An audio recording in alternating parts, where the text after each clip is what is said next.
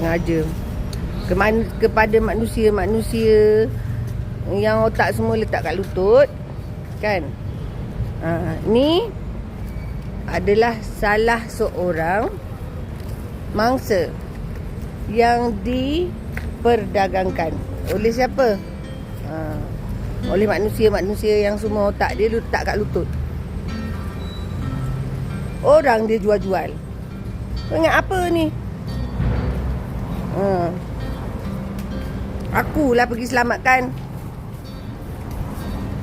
Pergi bawa lah. Dah kau jual sana, jual sini. Dah berapa lapis jual? Dah berapa lapis dah kau pergi? 3.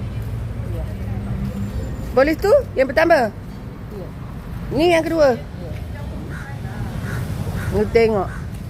Orang dijual-jual. Ingat apa? Orang ni. Tak kisahlah. Jangan gunakan jawatan masing-masing untuk buat perkara yang